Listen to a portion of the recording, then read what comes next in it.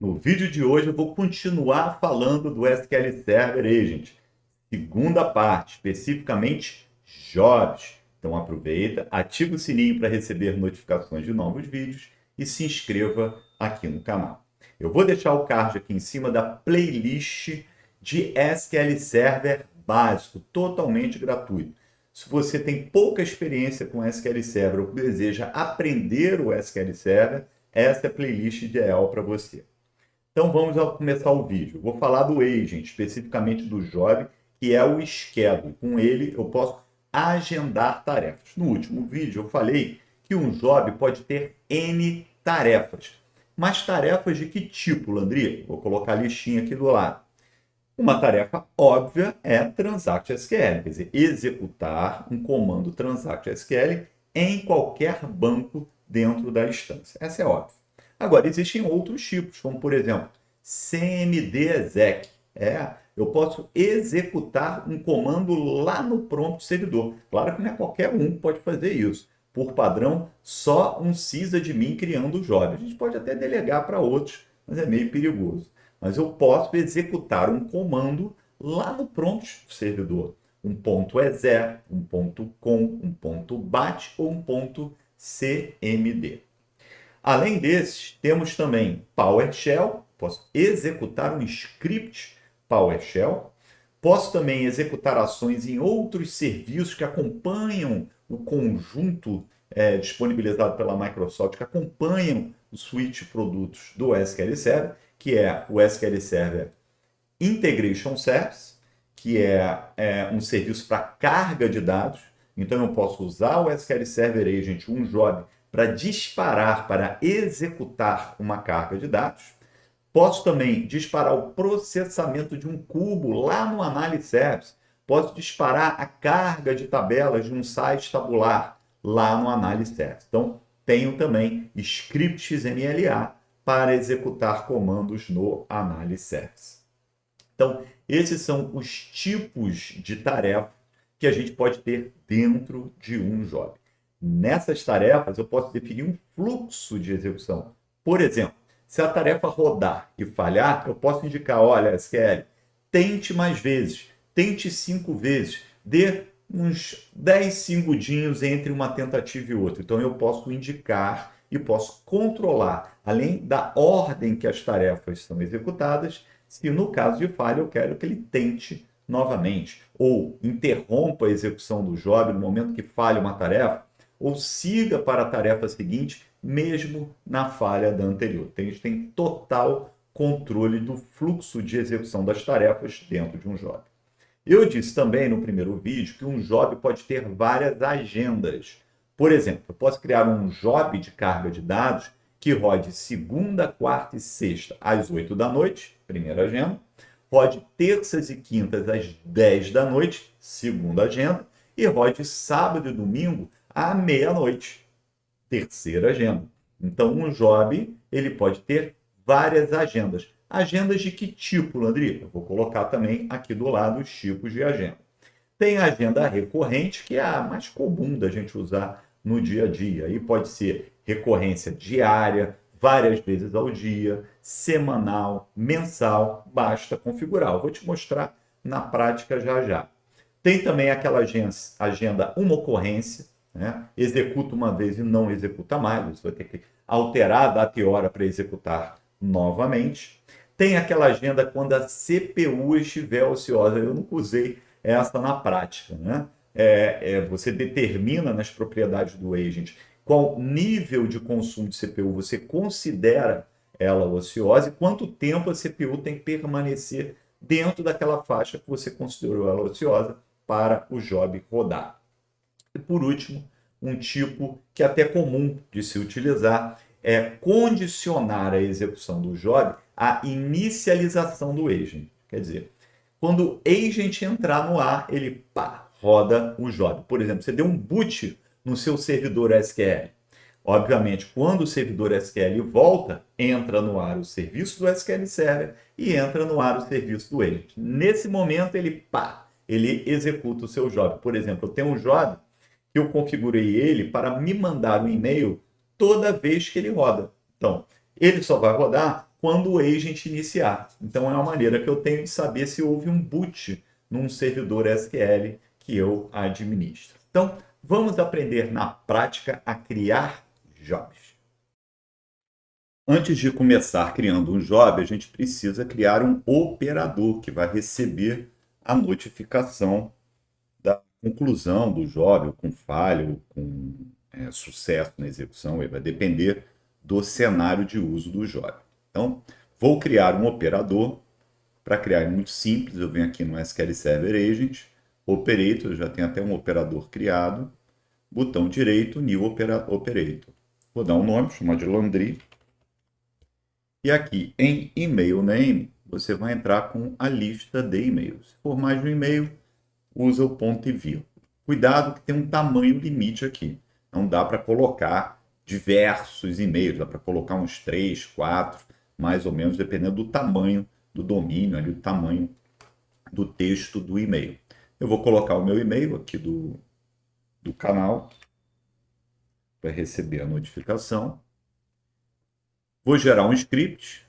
Veja que dá para criar também por script, SP add operator, nome do operador. E aí você define aqui o e-mail. Tá? Vou fechar aqui o script. E vou criar via interface gráfica. Ok, já aparece meu operador Landry aqui. Agora vamos criar o job. Aqui em jobs, na pastinha job, eu já tenho alguns jobs, 2 jobs que o próprio SQL cria, né? Um para manutenção de projetos de Integration Service está dentro do catálogo SIS, quando se cria o catálogo, e o outro que exclui tabelas de histórico que o SQL mantém com atividade do banco para poder utilizar em processos de troubleshooting. Esse job maluco aqui, com esse Unique Identifier, ele é gerado lá no Reporting Service. Então, máquinas, instâncias do SQL que possuem Reporting Service podem ter jobs desse tipo. Quando lá no Reporting Service a gente agenda a execução de um relatório num horário específico, ele cria um job no SQL Server Agent para disparar a execução do relatório. Então vejam que vem com esse Unique Identifier, esse nome. Por isso que ao criar um job, os meus jobs, eu sempre coloco um underscore na frente, porque senão os jobs vão ficar misturados aí na listinha com esses jobs com nome estranho do Reporting Service. Então vamos criar o primeiro job. Botão direito, New Job. Eu procuro colocar sempre um prefixo do nome do job que indique o seu propósito ou grupo de propósito. Por exemplo, quando são jobs que envolvem operações de manutenção do banco, eu sempre coloco um underscore DBA. Quando é um job que atende uma aplicação, eu coloco um underscore e o nome da aplicação. Depois vem o nome do job, que tem que procurar refletir o que esse job faz. Então, eu vou fazer isso, DBA. Vou chamar esse job de backup e estatísticas. Então, esse job ele vai atualizar as estatísticas de um banco de dados aqui da minha instância e logo depois ele vai executar um backup. O owner do job ele é muito importante. O owner do job, por padrão, é quem está criando o job. No meu caso, meu usuário Windows Landry está criando o job. Mas ele que vai definir todo o contexto de permissão. Esse usuário Landry ele é um sysadmin, então ele vai poder fazer qualquer coisa, executar qualquer comando dentro do SQL e até mesmo lá no sistema operacional, um tipo de tarefa cmd exec que eu posso disparar um .com, um .exe lá no sistema operacional. Mas se for um usuário comum, lembrando, o usuário comum só consegue criar jobs se a gente atribuir o direito. No último vídeo, na parte 1, eu mostrei como fazer isso. Aí o contexto de permissão vai depender do que esse usuário comum pode fazer dentro do SQL, que bancos ele pode acessar, que operações ele pode fazer dentro de cada banco de dados. Por padrão, o usuário comum não pode visitar o sistema operacional a partir de job, então está negado esse direito. Tem até como dar permissão, criando credencial e conta proxy. Então vou deixar o próprio owner Landry aqui. Você pode categorizar esse job, depois fica fácil na interface de você filtrar, tá? Então vem o steps e aqui a gente define as N tarefas, os N passos desse job. Eu vou criar uma primeira tarefa que será a atualização de estatísticas. Eu tenho um script, eu vou fornecer esse script, o download dele na descrição aqui do vídeo. Então, a primeira tarefa vai ser a atualização da estatística. Então, eu vou pegar esse nomezinho, new. Vejo que ele abriu uma nova janelinha, ó, new job stat. Vou colocar o nome aqui em cima. O tipo é transact SQL script. Aqui nós temos todos os tipos que eu comentei no início desse vídeo, mais esses de replicação que são usados em ambientes de replicação. Vou deixar transact SQL. Bem, eu quero atualizar a estatística do banco de dados aula. Então, vou selecionar o banco de dados aulas e vou colar esse script aqui. exec sp update stat. Ele vai atualizar estatísticas de banco de dados de todo o banco, todas as estatísticas de banco de dados que existem nesse banco. Bem, essa tarefa, clicando em Advanced, quando a gente atualiza a estatística, normalmente tem uma saída muito grande. E o histórico do job ele mostra uma determinada quantidade de caracteres, depois corta. Então, se você quer ter a visibilidade completa do resultado da execução do comando da tarefa, você usa output file. Então, vou colocar uma pasta aqui no meu servidor, vou colocar na própria pasta backup, job, backup e estatística.txt. Então, ele vai gerar um TXT com a saída completa desse comando.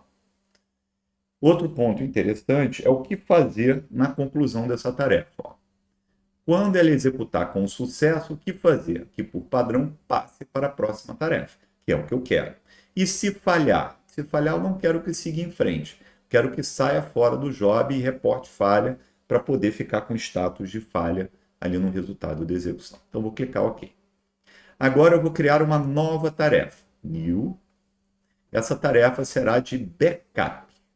Então, vou pegar esse script aqui, que vai fazer o backup do banco de dados aula, vai rodar sobre o contexto da master mesmo, e vou colocar a descrição backup, nome da tarefa backup.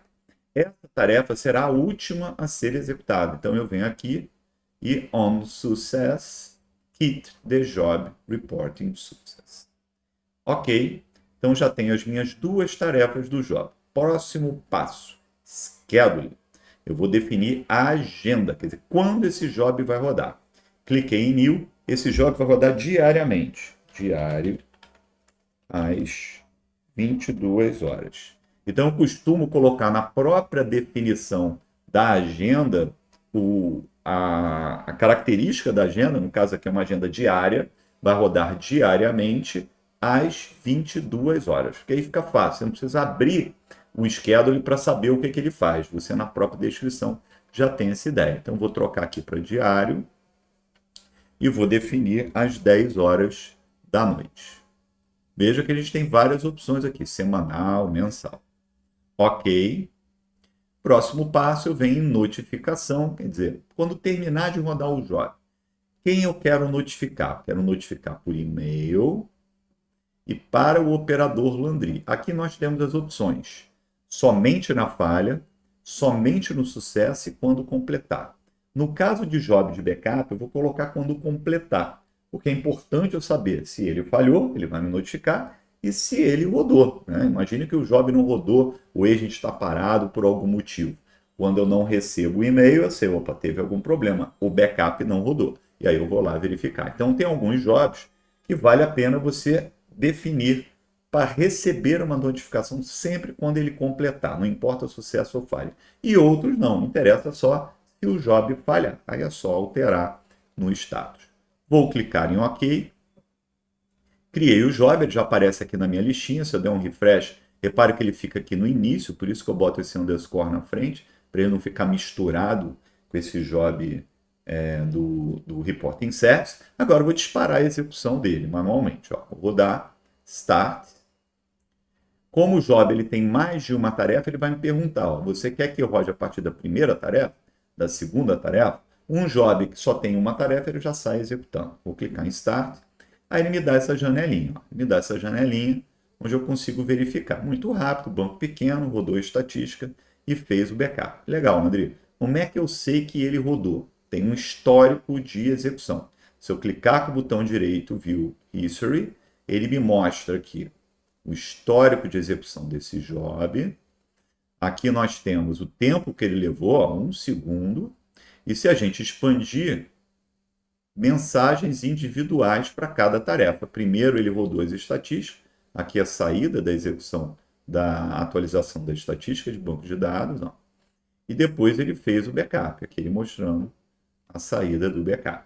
Tá? Se a gente olhar lá no disco, na pasta backup, tem um arquivinho, ó, job backup estatística, com a execução completa do comando sp update status. Aqui a gente pode investigar, né? Se houve algum erro, que nessa tela, ele, dependendo da quantidade de caracteres, ele corta, tá? O que ele cortou, ó. Ele corta, por isso que ele botou essas reticências aqui no final, mas lá no arquivo eu consigo ver a saída completa. Outro local interessante da gente visualizar é o Job Activity Monitor. Com ele, a gente consegue ver todos os jobs até essa coluninha status, que é atualizada, né? Essa coluninha status, ela atualiza, se você executar o refresh, ele mostra se o job está em execução ou não, ou você pode configurar, clicando nesse hiperlink, View Refresh Settings, um intervalo de refresh automático. Então, quando eu coloco aqui 6 segundos, de 6 em 6 segundos ele vai atualizar essa tela e aí eu consigo acompanhar a execução do job. Vamos ver o e-mail que ele enviou. Vou chegar aqui no meu correio eletrônico, já chegou o e-mail, vou clicar nele. E aí, ele mostrou que um job rodou com sucesso, ele indica o tempo de execução do job e qual job que executou e quando foi. Ok? Então, aprendemos aqui nesse vídeo a criar jobs no SQL Server Agent e a automatizar tarefas. Então, se você gostou do vídeo, ajude o canal curtindo e compartilhando. Não se esqueça de se inscrever no canal e ativar o sininho para receber notificações de novos vídeos. Até mais!